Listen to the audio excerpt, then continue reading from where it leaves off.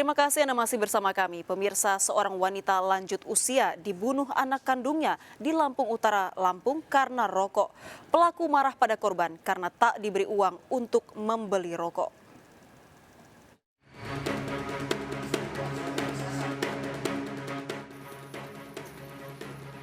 Poden ditangkap polisi di Ralang, Seluai, Lampung Utara setelah dilaporkan sepupunya karena membunuh ibu kandungnya. Korban ditemukan keponakannya dalam kondisi tertutup kain di dalam rumah dengan luka senjata tajam. Poden mengaku pada keluarganya telah membunuh ibunya yang berusia 60 tahun.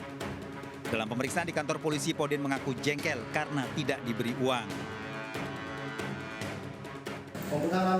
Terus?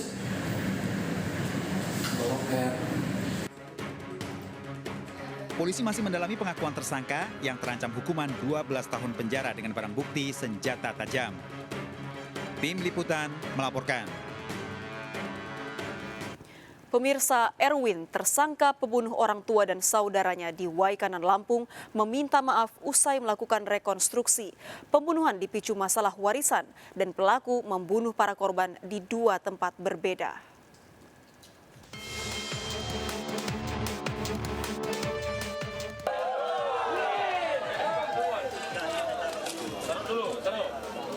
Tiba di rumah orang tuanya, Erwin tersangka pembunuhan keluarga sendiri di Desa Margajaya, Negara Batin, Waikanan, diteriaki warga sekitar. Erwin dibawa ke rumah orang tuanya untuk melakukan rekonstruksi pembunuhan yang dilakukan Oktober tahun lalu. Rekonstruksi dimulai dari adegan pertengkaran dengan Wawan, adik kandungnya, hingga terjadi pembunuhan. Erwin memperagakan 53 adegan dari menganiaya Wawan, kemudian Zainuddin ayah kandungnya, Siti ibu tirinya, serta keponakan yang masih di bawah umur. Erwin kemudian menghilangkan jejak dengan memanfaatkan sumur di belakang rumah yang kemudian dijadikan septic tank. Kejadian itu terdengarlah suara keponakannya, Zahra berumur 6 tahun itu di dalam kamar sedang menangis. Ya. Pada saat itu lampu sedang dimatikan sama si pelaku. Kemudian Zahra ini menangis, pelaku ini tersangka Erwin masuk ke dalam kamar Zahra. Setelah kejadian ini ada sempat beberapa menit tersangka ini merokok 2 batang di pintu keluar. Setelah itu tersangka ini mengecek septic tank. Ya, mengecek septic tank ya. Sambil tadi merokok. Selain itu, dua tersangka Erwin dan anak kandungnya juga memperagakan pembunuhan pada Juanda. Juanda merupakan adik tiri Erwin yang dibunuh Februari lalu dan jenazahnya dikubur di kebun singkong. Juanda dibunuh berawal dari mempertanyakan keberadaan orang tuanya. Dalam rekonstruksi terungkap, jenazah Juanda sempat diinapkan di dalam kamar. Sebelum terjadinya pembunuhan, Erwin dan keluarganya sering bertengkar masalah tanah warisan. Bukan hanya dengan saudara kandung, Erwin juga bermasalah dengan adik tirinya. Nyesel. Sejak kapan nyeselnya?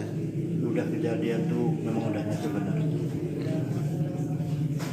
Ya, jadi sekarang apa nih yang yang kamu perlu sampaikan nggak nih? Yang keluarga semuanya saya minta maaf atas. Terungkapnya pembunuhan ini setelah warga melaporkan kehilangan keluarga Zainuddin pada bulan Juli lalu ke kantor polisi. Hingga terungkap pembunuhan satu keluarga setelah polisi menangkap anak Erwin yang berusia 17 tahun dan mengakui membantu membunuh paman tirinya. Erwin merupakan tersangka utama pembunuhan satu keluarga. Para korban ditemukan dalam sumur yang dijadikan septic tank dikubur selama 1 tahun. Erwin tersangka utama terancam hukuman mati sementara anaknya yang berusia 17 tahun terancam hukuman 15 tahun penjara. Dari Waikanan, Lampung, Andres Avandi melaporkan. Kebakaran melanda sebuah pabrik pengoplosan cat di Kabupaten Bantul, Yogyakarta. Banyaknya bahan kimia yang mudah terbakar membuat api terus membesar hingga membakar sebuah gudang kayu yang berada di samping.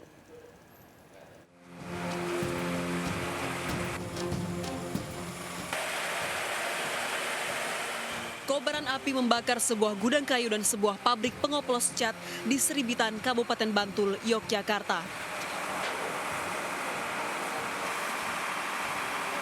Terdengar ledakan yang diduga berasal dari drum berisi thinner dari pabrik pengoplos cat.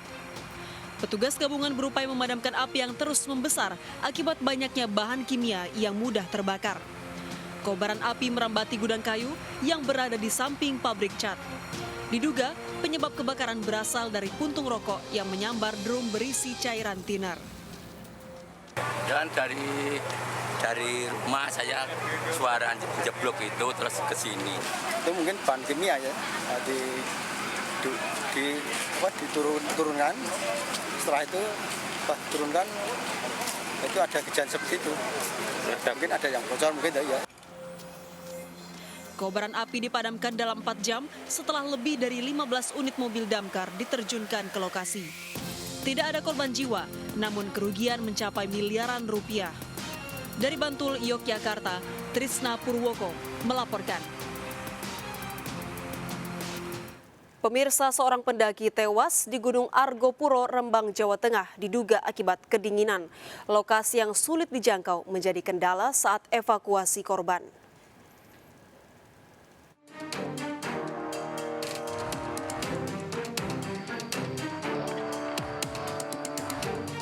Tim relawan gabungan secara estafet membawa jenazah Edi Sunyato dari Gunung Argopuro Rembang yang tewas saat melakukan pendakian. Relawan menggunakan tanduk kain membawa korban dari ketinggian 806 meter di atas permukaan laut. Korban merupakan warga Pandean, Kota Rembang yang mendaki gunung bersama 2 temannya. Kematian korban dilaporkan pada petugas penjaga gunung sekitar pukul 4 pagi. Korban sebelumnya pingsan diduga akibat kedinginan dan mendapat pertolongan sesama pendaki di tenda. Kendala yang kami alami adalah jalan akses menuju puncak tidak mudah. Akses menuju tidak mudah. Akhirnya kita evakuasi, ada teman-teman relawan evakuasi dengan sarung dan 2 batang ban. Dengan cara bergantian dan estafet dari pos 1 hingga pos 3. 1 teman korban sesama pendaki kini menjalani perawatan intensif di rumah sakit, sementara pendaki lain dalam kondisi sehat. Bagi pendaki gunung, selain mempersiapkan fisik dan bekal, harus memastikan kondisi badan sehat. Dari Rembang, Jawa Tengah, Musyafa melaporkan. Pemirsa, kita akhiri perjumpaan kita dalam Berita Kriminal Sergap edisi hari ini. Saya Anggita Disastra. Ingat, kejahatan mengintai di sekitar Anda. Selalu waspada. Taati protokol kesehatan termasuk memakai masker.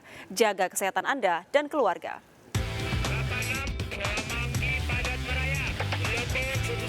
Jajaran Puri hingga saat ini aman terkendali. 86, seluruh jajaran kuda-kuda mengingati Musola Kupang 365 berhenti mengarah Blok M. Bantuannya 87 jajaran kuda. 86, Semanggi Padat Meraya. 89, jajaran Puri hingga saat ini aman terkendali.